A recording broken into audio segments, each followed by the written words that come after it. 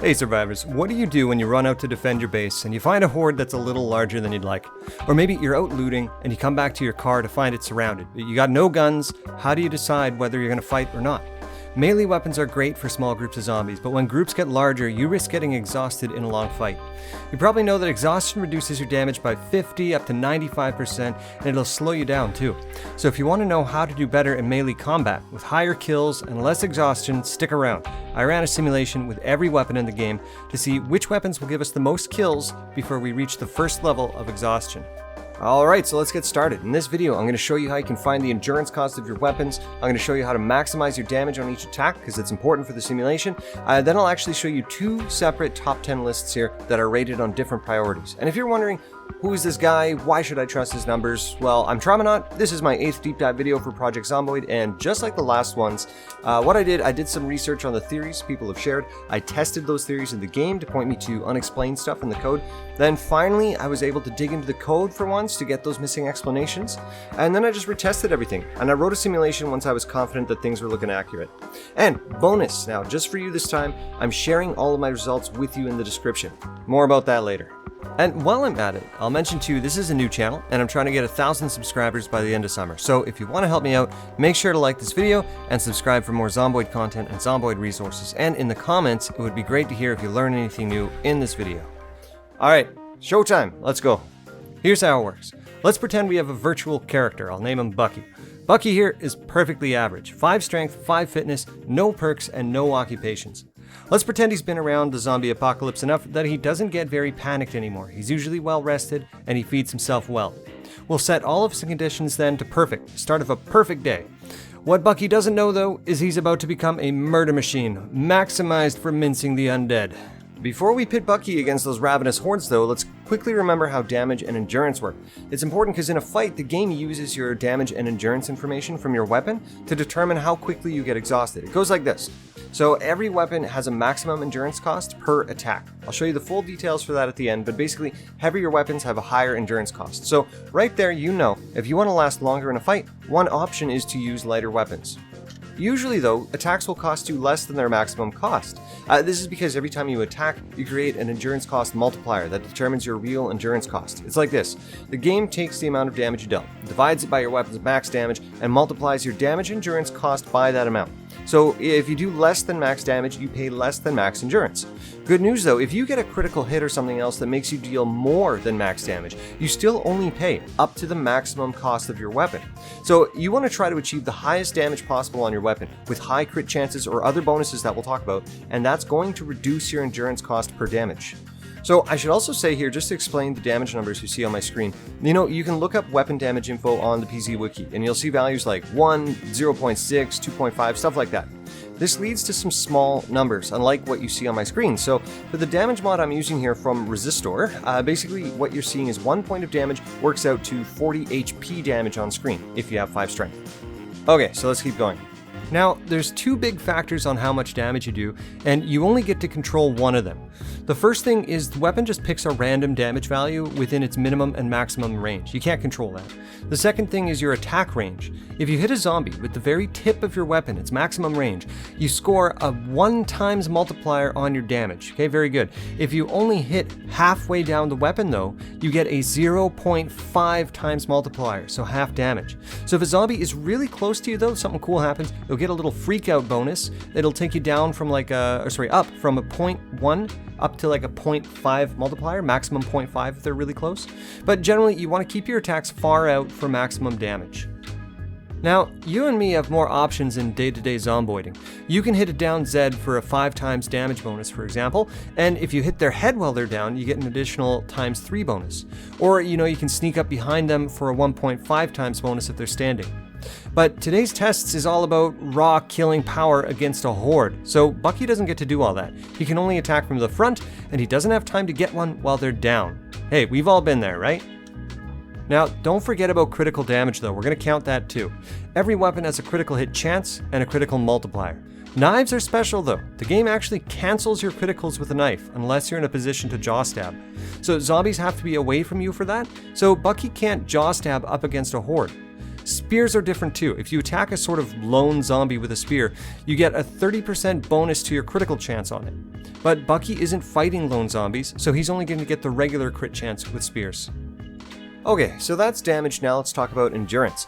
Level 1 exhaustion happens when you're down a total of 0.25 endurance or more. So to give you some ballpark figures, the average cost of all weapons is 0.005 endurance points. The maximum cost of a hammer, for example, is 0.003 endurance, while a wood axe costs about 0.026, so much more. If you want, you can see the endurance cost of every weapon in the spreadsheet that I've given in the description. And at the end of this video, I'll explain the calculation formula to you, so you can see where you might optimize on this cost. Now, there's one last thing you need to know. I call it the Katana effect. If you deal a massive attack to a zombie, you can actually use its remaining hit points as your endurance modifier instead of your actual modifier. So it's very cheap on endurance to use some very powerful weapons or to kill enemies who are almost dead. Alright, so quick recap then. We've got Bucky, average starting character. We put limits on spears and knife use, and let's say he always hits enemies at 90% of the weapon's range. This means he's going to get a 0.9 damage multiplier on every attack. In the program I've made, it'll simulate his combat and record his kills up until he spends 0.25 endurance, which is level 1 exhaustion. It's going to factor in his hits, his critical hits, and it'll adjust his endurance cost when he overkills an enemy. He's going to use every single weapon in the game for this test, and since it's just a virtual simulation, after it's done, I'm going to run it again. And again. And I'll keep running it until Bucky has run this test a reasonable 1,111,112 times. So sit tight while Bucky and I visit the Matrix, and we'll be right back. Alright, I'm back. Turns out running 1,111,112 simulations was enough to crash my computer. So I got 11,112 runs in instead. If you're interested to see the simulation code or you want to see the results of these tests, check out the description for links to the GitHub repo and the results spreadsheet. Now, challenge time. Before we look at the list, I want you to take a guess. Which weapon family do you think comes out on top here? The results were pretty surprising to me, and I think they might surprise you too, especially because there's one last major combat factor that I haven't discussed yet. I actually learned about it by accident, and it's the reason for the results on this first list. So, spoilers, there is a second list right after this one that does not rely on this mystery factor, because it actually requires you to have a particular combat style. If you're not sure what this X factor is, try to guess as you're looking at the first list. Okay, so list 1 here. For raw damage efficiency, we're going to measure this with the question, what weapons will get you the most kills before exhaustion? The original list here was a little ridiculous because I had stuff like pens and pencils breaking into the top 10. Problem is, stuff like that breaks super frequently. Like if you had about 2,200 pencils with you, you would probably kill around 88 Zeds before exhaustion hits you. That's enough to make it top 10. Now, if you want to become some legendary pencil ninja, that's great, good for you, let us know, but I'm not counting that stuff on this list. To keep it useful, I've only included weapons that usually kill at least 3 Zeds before breaking. And to help with your combat planning, I'm including how many of these weapons you actually need if you want to hit max kills before exhaustion. And finally, just for context, the average number of kills in this category is 38 dead Zeds before exhaustion. So, most efficient, here we go. Spot number 10. With a healthy lead above the average, we have the Spear Machete, with 59 kills before exhaustion. And this remarkable spear, the most durable spear, shouldn't break in all that time. Spot number 9 now, and here we have the Machete. Machete taking over the list here already with 2 spots. Without a spear though, the Machete alone will net you 68 kills before exhaustion, and you could do that about 10 times before it would break. Excellent weapon. In 8th place, we have the Stone Knife with 72 kills before exhaustion. You'll break about 2.5 knives to get there, but since you can craft them yourself and you can equip a few to your belt, this is hardly a problem. Number 7, I don't think I've ever personally used this, but we have the Lacrosse Stick with 84 kills before exhaustion if you break a little over 3 of them. The reach on this weapon makes it a good choice for safety as well as stamina. And in 6th place, a bit risky here, but the Hand Scythe will get you 108 kills before exhaustion, if you break 10 of them. That's a lot of kills before getting tired though, so maybe you can pull off some sort of Grim Reaper build here. Number 5 now, we're getting into some high kill numbers here at quadruple the average kills, and this one is probably a favorite of yours already. The Screwdriver will take out 140 Zeds before exhaustion. The only problem is you'll probably break about 13 screwdrivers in the meantime, but they're not that hard to find. Alright, number 4 then. You knew you would see it on the list today, I'm sure, and that is the Katana.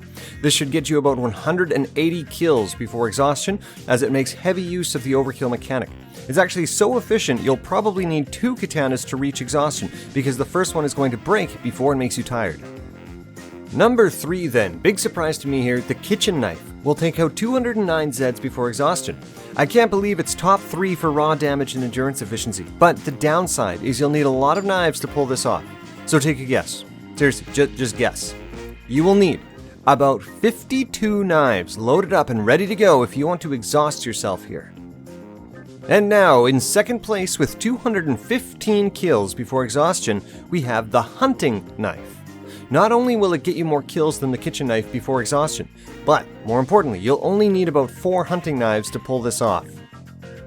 Okay, and here we are at number 1, the king of damage endurance efficiency, loftily resting above the rest with 269 kills before exhaustion. We have the ice pick. This is an incredible number, and it's not completely impossible to pull off. You only need about 13 ice picks if you want to fight right down to exhaustion, but you'll have 269 kills to show for it. Okay, so that's the end of our top 10 list for raw damage efficiency per endurance, but we have to reveal the X factor. You may have noticed, for most of the weapons there, their damage output listed on the wiki is actually very low. So what's going on here? This secret, my zombie-killing, survival-winning friends, is Project Zomboid's combo mechanic. If you haven't heard of this before, here's how it works. I'll put the formula up for you here. Once you have 4 or more recent hits against a zombie, you get a damage multiplier. It starts at 3 times damage, and it only goes up from there. This is applied after critical damage and after endurance calculation, okay? So it's multiplying everything except the cost. It's just free damage points. So the small damage weapons, which have a very low maximum stamina cost, can actually build up incredible, massive free damage points if you're persistent with them. Downside, of course, is weapons that use combos will probably break sooner because of all those extra hits. So let's go to our next list. Some of these weapons will still use the combo bonus, but now we're going to stop counting kills after the weapons break. So here is list number 2, which will answer the question, which weapons will get the most kills before exhaustion and before breaking? And this, my friends, is one of my favorite definitions for best melee weapons in the game. Now, for context, remember this. Your average weapon that scores at least 3 kills will actually score 20 kills before breaking. That's the average, 20 kills. And remember, if you want to achieve the numbers that you see here, you have to be really using that range factor to make sure you're hitting zombies at least 90% of your range, 90 to 100%, so you're not suffering a damage penalty. So with all that in mind, let's look at the bottom of our top 10 list. In 10th place today, we have one of my least favorite weapons because you can't craft with it, and this is the fake hammer, aka the wooden mallet. Very frustrating, but it seems good in combat, with 39 kills before exhaustion after making heavy use of the combo bonus. And coming in 9th place then, we have the garden fork, which will clock in 45 kills, and again, exhaustion is its limiting factor here. You could probably exhaust yourself one more time though, before this one reaches its breaking limit. Alright, now in 8th place, we have a 4-way tie here at 46 kills, and all of these are combo weapons that will exhaust you before they break. This tie goes to the ball-peen hammer, club hammer, regular hammer, and the wrench. And in 7th place, we have a 2-way tie. This is the garden hoe and the hunting knife spear, both coming in with 51 kills. Great reach here and usually no reliance on the combo bonus, however, both of these weapons will break right around or just after the point of exhaustion. Alright, now here's a familiar face coming up in 6th place. We again have the hunting knife here, recording 54 kills before the breaking point. This one really needs to use the combo bonus to reach this kind of damage, but as you know, even after it breaks from all those hits, it should leave you nowhere near exhausted. Remember to watch your footing here though, because you'll need to dodge quite a few attacks while you build up that combo. Next up here, in 5th place, we have the regular plain old shovel. You'll get 56 kills out of this before exhaustion if you're swinging out at max range, though it will likely break shortly after that. And in 4th place, just beating out its better looking cousin, we have the snow shovel. This one should take out 57 Zeds before exhaustion, but again, it will probably break not long after that. Okay, now we're up into the top 3. Spot number 3 here, coming in with triple the average kills in this category. We again see the machete spear. You should see 59 kills out of this one before you're exhausted, but it will probably break before you can do that again. And in second place, well ahead of third place with 68 kills, we have the machete, which again is here to outperform the machete on a spear. With 68 kills before exhaustion and very little breakage to show for it, usually killing in only a couple of swings, the machete is truly one of the best weapons in the game. And here we go, this is it. I'll bet you can guess its name right now. Coming in first place. It was also first place in my old DPS video, and it's so efficient with endurance that I named the overkill endurance bonus after it. That's right, the Katana. Making use of the Katana effect on virtually every kill, you will probably never actually pay the full endurance cost with this weapon. This thing is so considerate of your endurance, it would rather break than exhaust you, and that break will usually happen around 150 kills. So while the machete will get more kills over the course of its life, the Katana remains king of the high-pressure, tight-action moment. Alright, so hang on, think about that for a second. Survivors, take the moment if you like, drop a comment, drop a like, drop a subscribe if you found any of this interesting. I would love to hear what your thoughts were while you were listening to that. Make sure to subscribe if you do like to see these kinds of videos for Project Zomboid. But now, let's talk about general takeaways so far, because we're not done, right? Now, remember, if you want to maximize your damage, keep your enemy at the end, the far end of your weapon. Don't let them get close. New players, this will be much easier to see visually if you use long weapons like shovels and such. Also, everyone remember, low damage does not make a bad weapon. It just means you need to maximize your combo damage by repeatedly hitting a zombie, or hitting it together with your friends. And finally, for our first list today, remember, they might break, but those are still great weapons. Just make sure you stock up on a bunch of them before you get into a fight. Except maybe the pens and pencils. You could do without that. Alright, so we have two topics left today. I'm going to explain to you the base endurance cost formula, and I want to see how you might use this information to optimize your character builds. Let us know in the comments. And then I'll explain some of the exceptions or caveats that comes with today's results and my testing. And it's really important to drop some comments there if you think there's anything to add to that section. So to get us started, here's the endurance formula. Every weapon has a base endurance cost, and it goes like this. Take the weight of the weapon, times it by 0.28, times that by your fatigue multiplier from fitness, which is 0.85 at level 5, times that by your weapon skill modifier, which is just 1 until you get to level 8, then it gets better, times that by your weapon specific endurance modifier, which you have to view in the game files, then times that by 0.3, and add a penalty if you're using a two-handed weapon with only one hand. Never do that, very bad. Then times this all by 0.04. This gives us the weapon's maximum endurance cost. But we're not done here, so let's talk about exceptions and caveats to my testing. And after, if you see anything else that I missed, please comment on the video and just let everyone know. If you find something that might significantly change these results, I'll do a follow-up video and link that in the description here. First, remember, we did not include jaw stabs or animated spear stabs in these results, which is fine. Remember, they require a bit of stealth or specific positioning of your zombies, but this also points to a different issue. Every single kill count I gave you today should actually be higher. There should be more kills. And why? It's because of passive endurance regeneration time. When you are not exhausted, you actually gain back endurance simply by standing or walking around, even in combat. However, if you sprint during combat, you also lose endurance faster.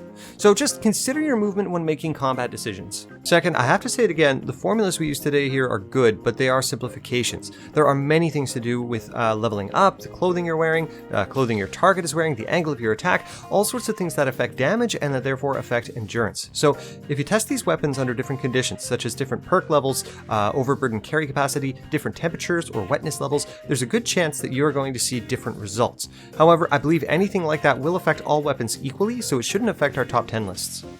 Alright, so the next time you're sizing up your odds in a melee fight, I hope you remember these weapons from today. Don't forget too, the damage multipliers we discussed, the penalty for not using your weapon's full range, and the combo bonus that we talked about. If you enjoyed these lists, if you enjoyed the tips today, maybe you could help me hit 1,000 subscribers by boosting this video with a like or a subscribe, and of course, I really enjoy reading all of your comments.